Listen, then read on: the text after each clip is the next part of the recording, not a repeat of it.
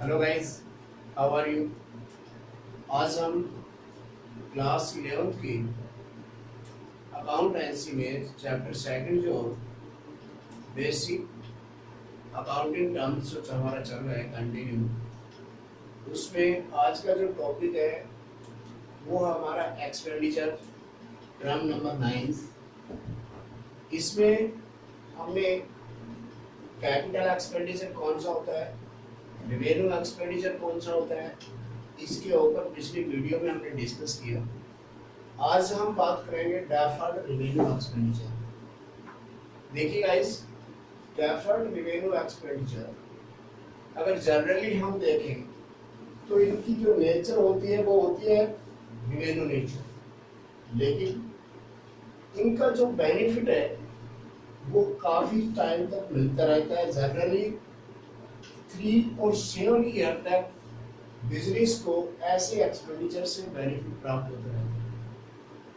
तो इस पोजीशंस में करंट ईयर के अंदर टोटल एक्सपेंडिचर्स को प्रॉफिट एंड लॉस अकाउंट के अंदर नहीं दिखाया जाता डेबिट साइड में। तो इसके लिए हम क्या करते हैं कि उस एक्सपेंडिचर से जितने पीरियड बेनिफिट होता है उसको एक एस्टिमेटेड रूप में उसको सेफर्ड कर देते हैं, पूरी ईयर्स जो है उनके ऊपर उसको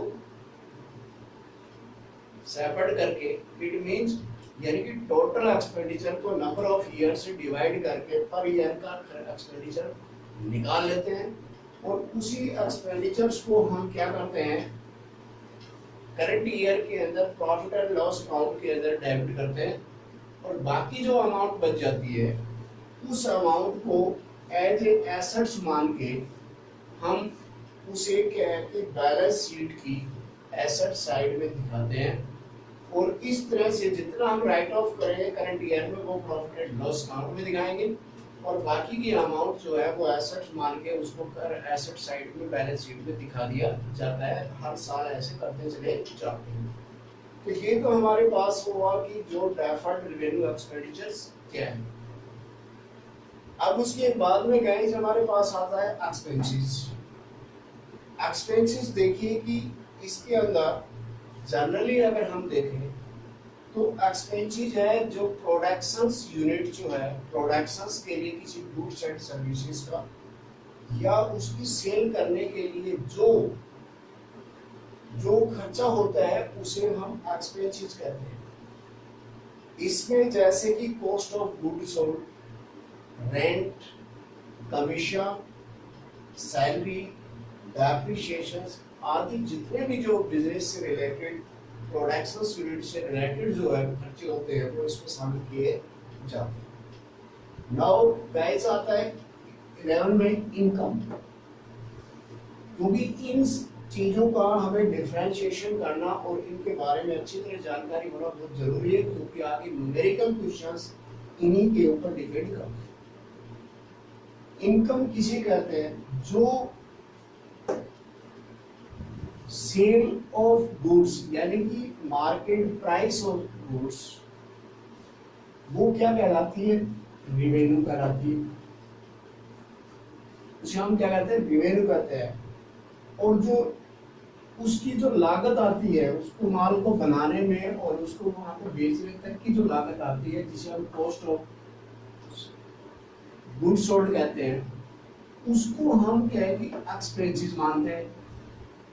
तो रिवेन्यू इनकम जो होगी वो हमारी होगी रिवेन्यू माइनस एक्सपेंसेस। बहुत ही सिंपल है, तो ये डिफरेंशिएशन हमें जरूर जानकारी होनी चाहिए। उसके बाद में हम प्रॉफिट किसे कहते हैं?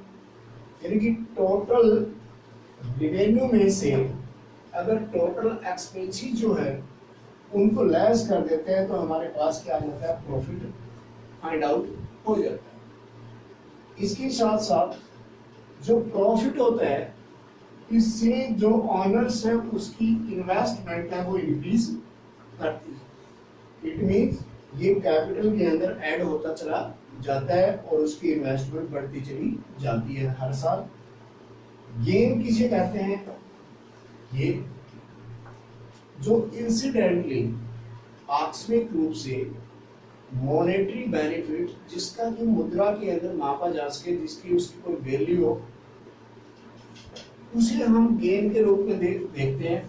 और इसमें मान लो कि फिक्स एसेट बेचने से हमें बेनिफिट जो होता है उसे हम गेन करते हैं, या कोई कोर्ट केस के अंदर अगर हम जीत जाते हैं, विनिंग ऑफ कोर्ट केस, और उससे हमें जो मुद्रा में जो बेनिफिट होता है उसे हम गेन कहते हैं। ऐसी एक्टिविटीज जो है उन्हें हम क्या कहते हैं, गेन कहते हैं। उसके बाद में आ जाते हैं लॉस। लॉस किसे कहते हैं, यानी कि टोटल एक दो रूप है इसके लॉस के।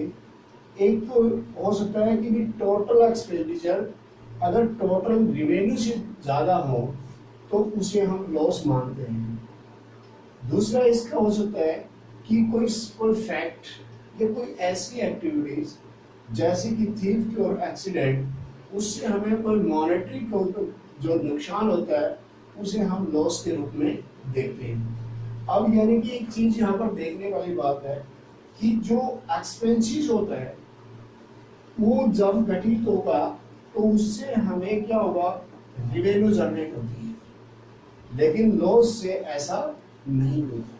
तो गाइस मेरे को उम्मीद है कि ये कंसेप्ट जो है, टर्म्स जो है आपको क्लियर है होगी। इसे लाइक करना और सब्सक्राइब करना ना भूलें। Thanks, have a nice day.